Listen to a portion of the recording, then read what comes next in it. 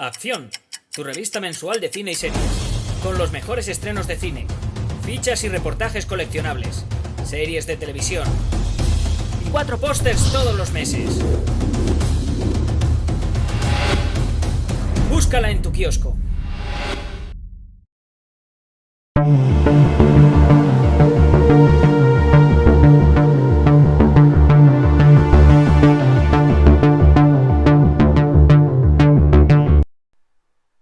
Hola, muy buenas amigos, amigas, seguidores, seguidoras del canal Acción Cine en YouTube.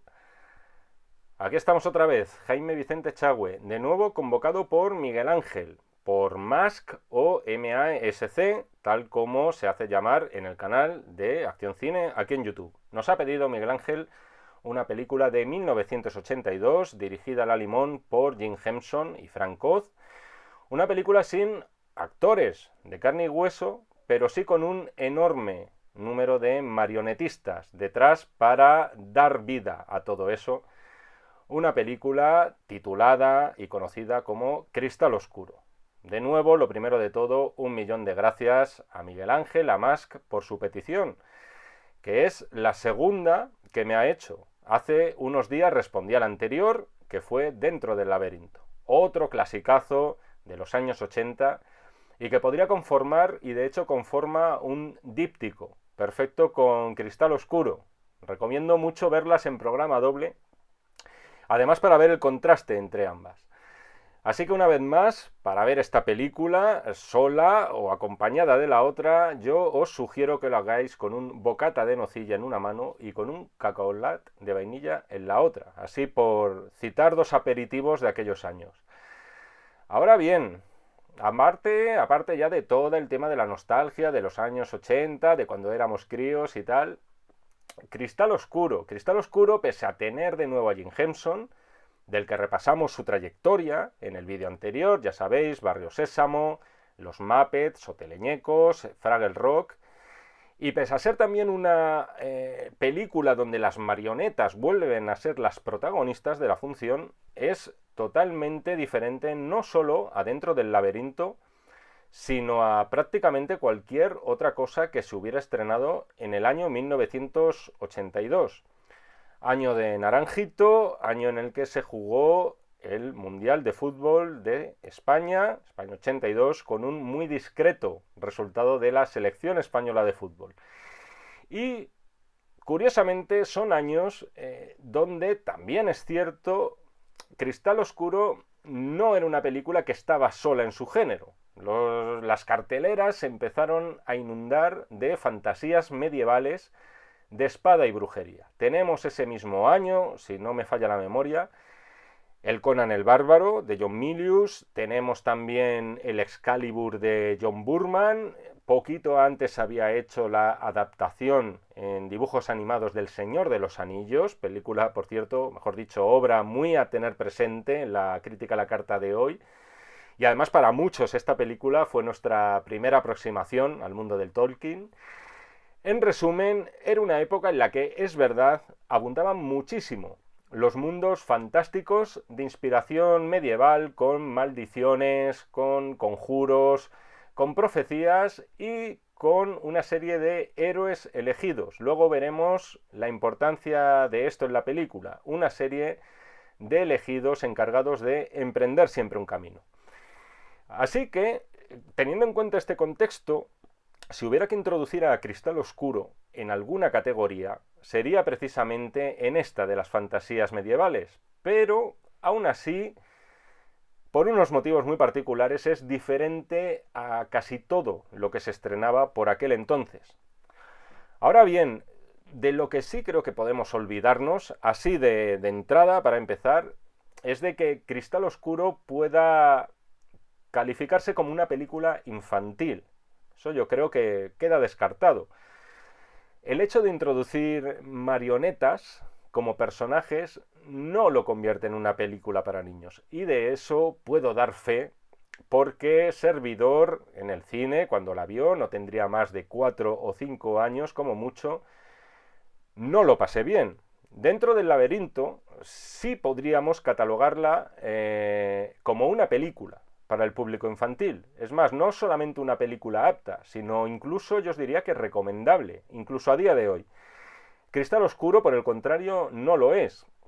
Y no es una película infantil no solo por la oscuridad y la truculencia de algunas situaciones que iremos viendo en este vídeo, sino por el tono general que estila la película. Hay una aventura, eso es verdad, hay un viaje, luego insisto, hablaremos de este tema del viaje, pero me da que un niño pequeño se puede aburrir primero y pasar miedo después. Y no digo que me sucediera a mí con 4 o 5 años, pero os basta leer entre líneas para entenderlo. Sí es una película juvenil, en resumen, esto es lo que quiero decir, pero no una película infantil. Y al contrario, que dentro del laberinto prescinde además del sentido del humor. Todo encierra una gravedad que no veríamos después, posterior, en la película aquella protagonizada por Jennifer Connelly y David Bowie.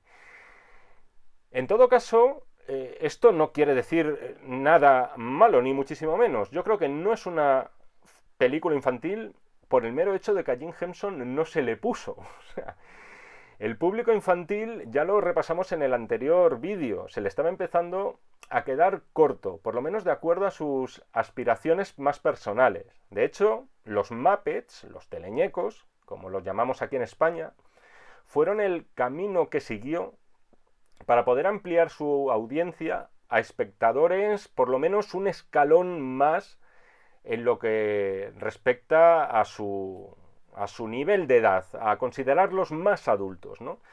Siempre dentro de su campo, es decir, de su habilidad e ingenio como marionetista. En todo caso, Cristal Oscuro no fue su primera película. Había hecho antes un par con los famosos Muppets, pero sí que se trató primero de su primera película y comúnmente además considerada en la historia del cine como la primera en la que se prescinde de cualquier tipo de personaje de carne y hueso. Todo lo que vamos a ver son marionetas. Y del mismo modo podemos considerar Cristal Oscuro también como su primera película, vamos a decir, seria. A través de su productora acabó creando el hombre literalmente un mundo de fantasía de la nada más absoluta. A cargo, por cierto, de Brian Froud, como ocurriría después dentro del laberinto, que era su responsable de dirección artística. Y además, aparte de crear esos mundos, acabó creando unas cuantas razas de personajes inéditas hasta entonces, originales para la película. No tenían una base literaria, vamos a decir, confesa, los cuales, por cierto, además, ya os he comentado que eran maniobrados por varios marionetistas cada uno. En resumen, esto fue un trabajazo, costó varios años poder poner Cristal Oscuro en pie, hasta que vio la luz en 1982. Y lo hizo, por cierto, dejándose un pastizal inédito para este tipo de producciones, ni más ni menos que 25 millones de dólares.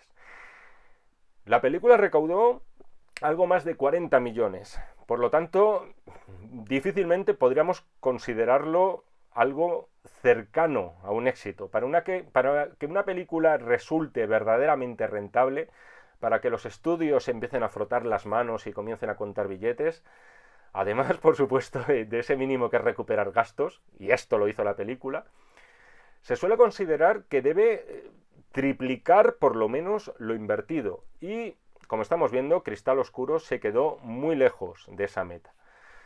No triunfó en taquilla, eso es verdad, pero sí que podemos decir que ha cosechado un triunfo, digamos, social o incluso moral. Todo el mundo de mi quinta, todos los que nacieron a finales de los 70, a principios de los 80, conoce o por lo menos recuerda mínimamente esta película. Conoce algo, se ha quedado grabado algo, algún personaje, algún gesto, alguna historia. Insisto, aunque no fuera en su día lo que un niño pequeño esperaba encontrar. Y os preguntaréis, ¿qué es lo que encontramos en Cristal Oscuro? Y vamos a meternos ya directamente en faena. El referente clave, no se le escapa a nadie, que tuvieron Henson y Frank Oz, fue El Señor de los Anillos. Es muy evidente, cambiad los hobbits, o los elfos, por los gelflings que tenemos en esta película, y al anillo por ese cristal oscuro del título, y prácticamente vamos a tener un camino no muy lejano al de Frodo en la novela de Tolkien. Todo, además, dando vida a razas y más razas en otro paralelismo con la famosa novela posteriormente adaptada al cine por Peter Jackson. Sigue además, y a esto también quería llegar, porque es muy curioso, lo que el antropólogo Joseph Campbell, a ver por dónde se va a ir este, que va a contarnos, llamó el monomito, el mito único. Y eso lo vamos a ver en multitud de relatos épicos, desde el Antiguo y el Nuevo Testamento hasta Star Wars, por citar dos ejemplos muy lejanos en el tiempo. ¿En qué consiste eso? En que muchísimas historias, muchísimas leyendas que forman parte de nuestro folclore siguen una serie de pasos, uno detrás de otros. Lo que tenemos, por ejemplo, en esta película, y es lo que nos cuenta Campbell en ese ensayo, tenemos un héroe, eso por descontado, se produce en ese héroe una llamada a la aventura, recibe una ayuda de naturaleza sobrenatural, cuenta con un mentor, cuenta con ayudantes en el camino para lograr esa misión, sufre una transformación o una metamorfosis. Todos esos pasos del héroe épico los vamos a encontrar encarnados en el protagonista de Cristal Oscuro, que responde al nombre de Yen, que, insisto, por diseño y carácter podría ser fácilmente un cruce de una noche loca entre hobbit y elfo. Por cierto, ya que he citado Star Wars, y también salió con el tema del laberinto, pero es que al final son dos películas que las productoras tanto de Jim Henson como la de George Lucas acabaron colaborando de una forma más o menos directa. Aquí, en el caso de Dentro del laberinto, tenemos como productor a Gary Kurz, responsable de poner en pie los episodios 4 y 5 de la saga de George Lucas, La Nueva Esperanza y El Imperio Contraataca. Y por otro lado, los efectos especiales omnipresentes en la película, y sobre todo artesanales por época, corrieron a cargo de la Industrial Light and Magic, la compañía célebre fundada por George Lucas. Pero como os decía, con los años, la película al final se ha acabado ganando el estatus de culto, por muchísimas razones. De hecho, no hace mucho estrenaron en Netflix una suerte de precuela que no he tenido la oportunidad de ver y que creo que finalmente fue cancelada. En resumen, yo lo que os diría es que Cristal Oscuro es una propuesta, primero, deslumbrante, es también irregular a ratos, es una película mucho más abstracta de lo que puede parecer en algunos momentos concretos que luego veremos, es tremendamente humana en otros y lo que os decía además también con motivo del vídeo de Dentro del laberinto. Es un tipo de cine que me temo que ya está en la UBI no, o sea, está directamente, son los últimos dinosaurios. Nadie va a invertir ya ese dineral en unos muñecos en plena época del CGI. Por todo eso y por más cosas que os voy a contar a continuación en este vídeo, creo que Cristal Oscuro es una película que no se merece en ningún caso una calificación inferior a las 4 estrellitas. En otro mundo, en otro tiempo, hace 1000 años, la Tierra era verde hasta que se quebró el cristal. Con estas enigmáticas palabras comienza una aventura que, como las aventuras más clásicas, también nos va a arrojar una serie de interrogantes, una serie de cuestiones morales. A priori, fácil. Por un lado el bien, por un lado el mal. Pero ojo, no va a ser de forma tan maniquea. No vamos a tener a unos malos malísimos, al menos porque sí. Y tampoco nos vamos a encontrar unos buenos buenísimos porque sí. Todo va a tener sus dobleces y sus interpretaciones. En todo caso, es verdad que al principio sí que se nos plantea así, con esa dualidad clásica. Tenemos dos razas dominantes, por un lado los Skeksis y por otro lado los místicos. Son dos razas moribundas las dos, solo quedan ya alrededor de una decena de cada uno de ellos. Por un lado, los Skeksis viven en un castillo en el que tienen a ese cristal oscuro custodiado como si fuera una divinidad. Y por otro lado, los segundos, los místicos, son como unos viejos sabios retirados del mundanal ruido y que, digamos, aceptan su suerte sin querer combatir por su supervivencia. Las diferencias entre los dos, insisto, son muy claras. Los Skeksis, y incluso hablo sobre todo físicamente porque así se nos presentan, los Skeksis son unos bichos asquerosísimos, en todos los sentidos. Al parecer dicen que Jim Henson se inspiró en cocodrilos para darles vida, pero yo cada vez que veo a uno de estos Skeksis en pantalla, los veo más parecidos a buitres. De hecho, se comportan de forma bastante carroñera cuando les vemos al principio, en torno a la cama de su emperador, esperando a que estire la pata de forma definitiva para que alguno de ellos pueda sentarse en su trono. Pero insisto, son criaturas monstruosas con un diseño apabullante y sobre todo terrorífico y con un vestuario también espectacular por lo decadente que resulta.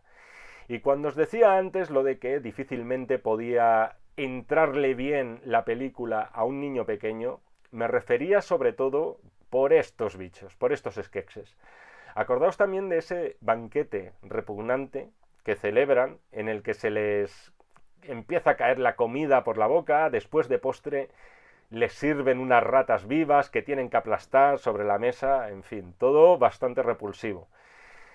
La muerte, además, de este emperador Skeksis al principio ya da muy mal rollo. Le vemos consumirse, le vemos pudrirse y cómo acaba rompiéndose en pedazos.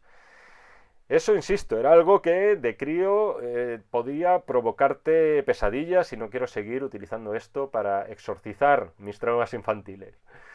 Con esto quiero decir que, en contraste a esta muerte tan repugnante del Skeksis, vemos a continuación la muerte del uno de los místicos, de esos místicos ancianos que tienen además un aspecto mucho más benévolo, más fiel, más de perrillo viejo.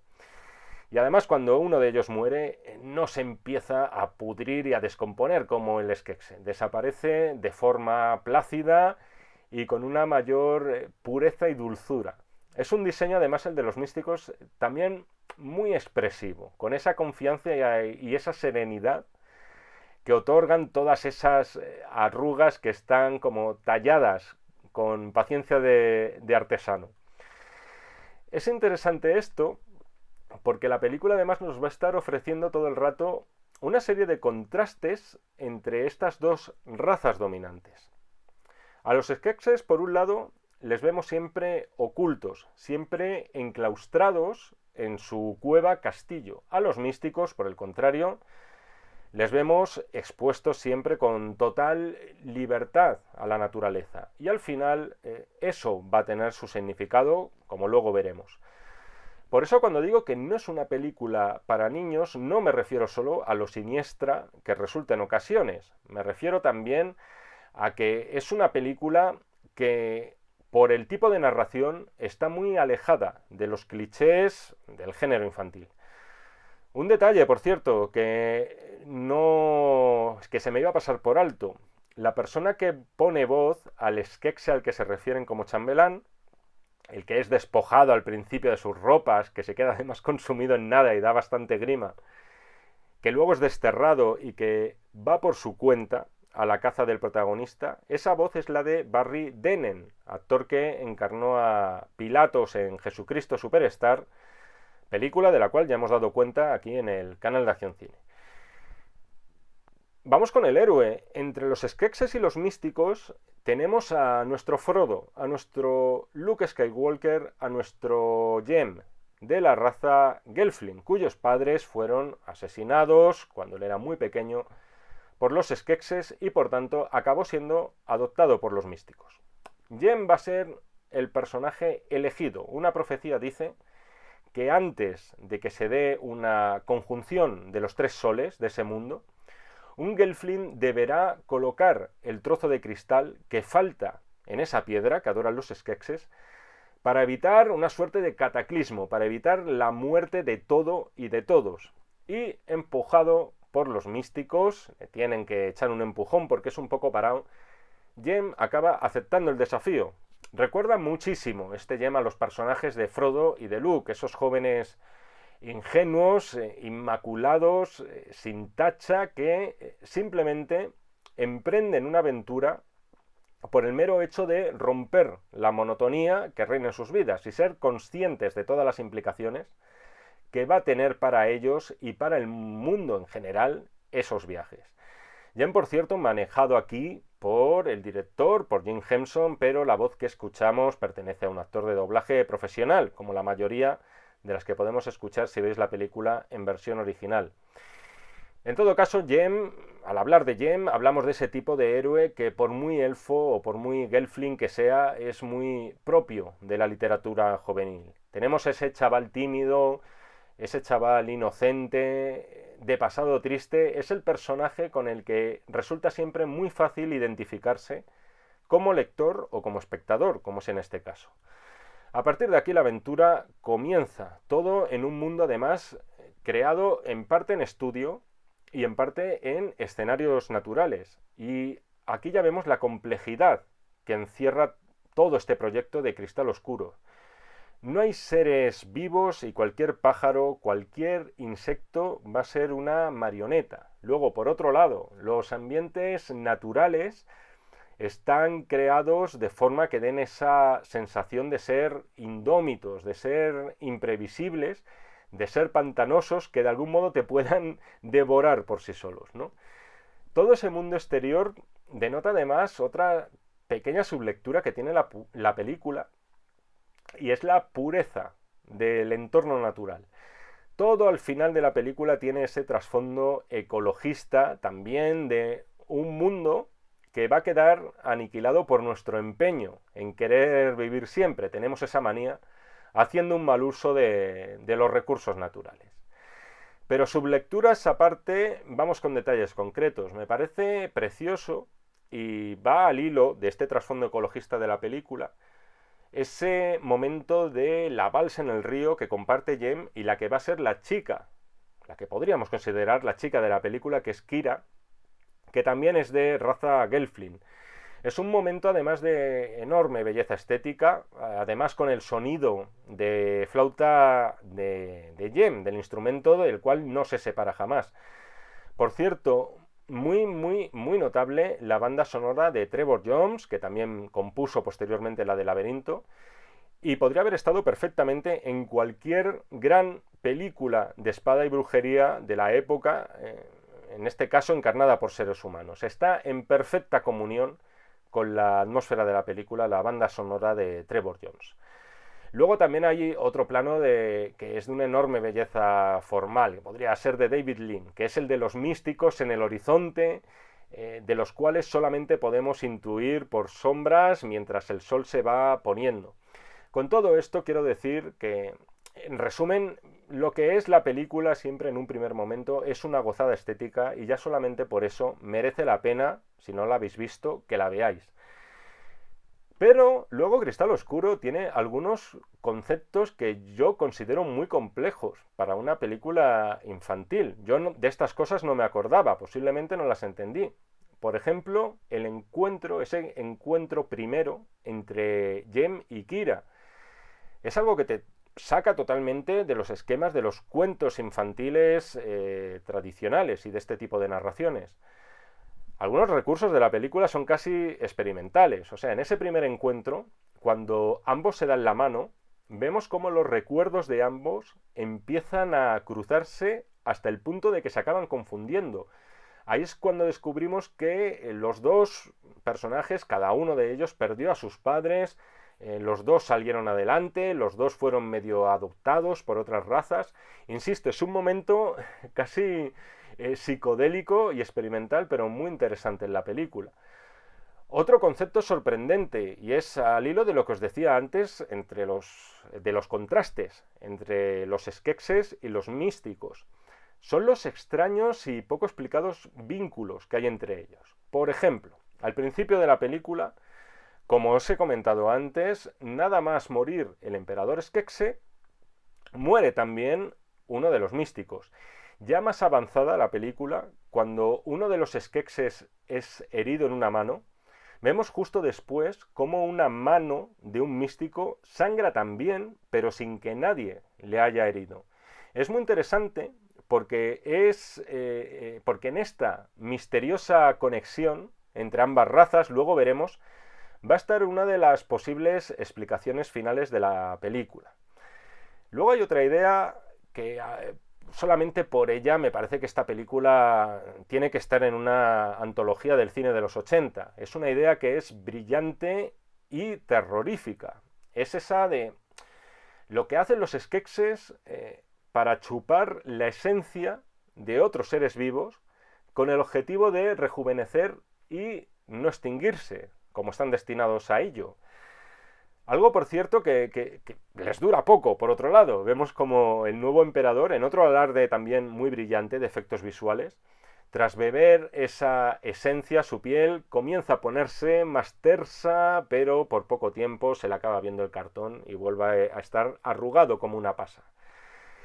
Y para ese proceso, y a esto es lo que iba, en realidad, para captar esa esencia, antes hemos visto cómo colocan en una especie de silla de tortura, en una especie de potro de tortura, a un pobre bicho, a esos bichos que responden al nombre de podlings, unos bichos adorables, para los cuales Brian Fruit dice que se basó directamente en la forma de las patatas.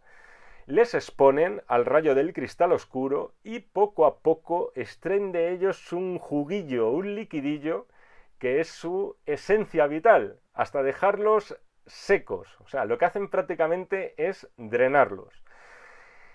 Dentro de las razas de la película ya hemos comentado unas cuantas, y después de los Skekses, que yo creo que es la que más nos entra por los ojos la primera vez, una de mis favoritas, por cuestión de diseño, no porque los pobres tengan una personalidad muy desarrollada, son esos escarabajos extraños con tentáculos, no recuerdo ahora mismo el nombre, de hecho no recuerdo ni siquiera si se refieren a ellos de algún modo, que les sirven a los Skekses como soldados y guardia pretoriana. Dentro de que son marionetas, te da la sensación, como casi todas las criaturas que pueblan Cristal Oscuro, que también a su vez son seres orgánicos con vida. A mí por momentos me han recordado un poco a los insectos gigantes de Starship Troopers, salvando las distancias.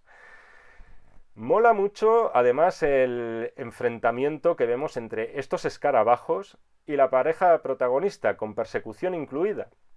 Además, en este caso, Jem y Kira van montados en unos animales que también son una locura desde el punto de vista del diseño. Es un cruce imposible entre conejo y saltamonte, que avanzan gracias a unas enormes zancadas.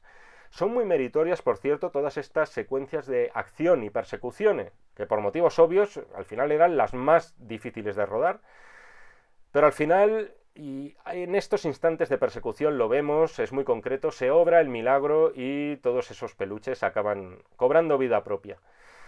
Sería, por cierto, imperdonable no mencionar, ya que estamos repasando los personajes, al personaje de Ogra, que es la que tiene el cristal que le hace falta a Jem para así cumplir la profecía y desencadena toda la aventura. Me parece espectacular ese simulador enorme de planetas que tiene esta especie de bruja guardado en su cámara. Es una máquina enorme que simula el sistema solar de ese mundo y gracias al cual sabe cuándo se va a producir esa famosa conjunción de los 3 soles que lo va a desencadenar todo. Es todo un derroche de imaginación ese simulador. En este tipo de historias también es verdad que o tragas con los Deus Ex Machina o Machina o no tragas con ellos. Empiezan a sucederse demasiados en el tramo final, aunque está muy bien, por ejemplo, que descubramos que Kira tiene alas y eso le permite volar, o por ejemplo, cuando Kira es capturada en la guarida de los Skekses y estos se disponen a chuparle su esencia, de repente ve que tiene el poder de convocar a otros animales para que le ayuden, como si fuera el señor de las bestias, película, por cierto, de aquellos mismos años, y así, de hecho, la ayudan y acaba saliendo de ese potro de tortura. Pero bueno, oye, al final si no fuera por estos hallazgos de última hora inherentes en el género fantástico, el cine fantástico no podría llamarse precisamente eso, fantástico. Así que lo podemos pasar por alto. El enfrentamiento final entre Jem y los Skeksis es cuando están todos en torno al cristal. Kira le arroja el pedazo que necesitaría Jem para restaurarlo y así evitar el apocalipsis, con la consiguiente puñalada trapera que recibe Kira por parte del emperador.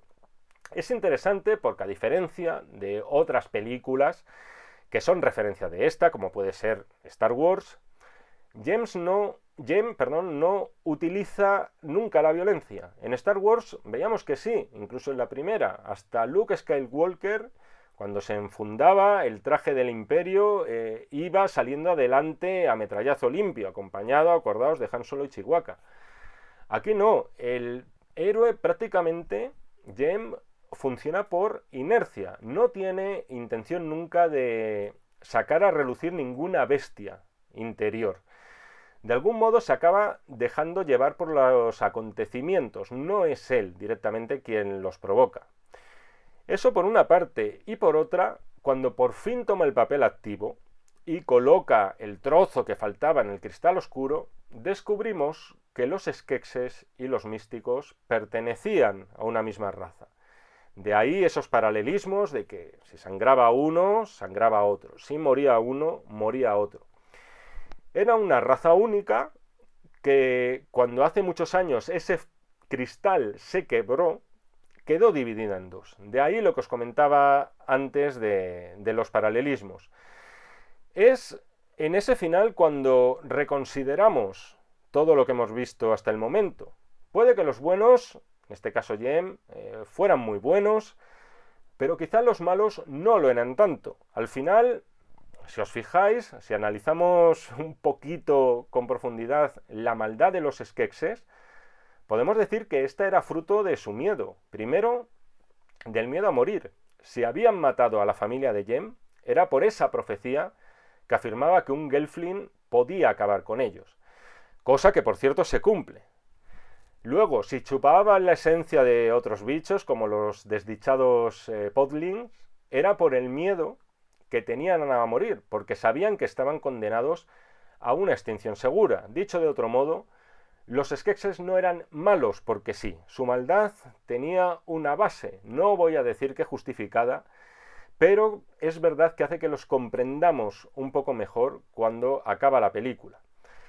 Y es precisamente en toda esta parte final en la cual las fronteras entre el bien y el mal quedan más difusas. Eso también es lo que hace grande a Cristal Oscuro. Además de su diseño de producción, de sus ideas tan imaginativas, de la espectacularidad que despliega en líneas generales, Jim Henson no podía al final introducir, no sé si exactamente podemos llamarlo moraleja, pero quizás sí podían ser otro tipo de mensajes. Un mensaje de convivencia entre distintos, un mensaje ecologista sobre una utilización equivocada de los recursos de un planeta, un mensaje existencial sobre lo que supone vivir cuando sabes que tu tiempo es finito, pero en todo caso me quedo con eso, en lo rompedor que resulta que en medio de esta película aparentemente para niños, aparentemente pequeña, pese a su presupuesto,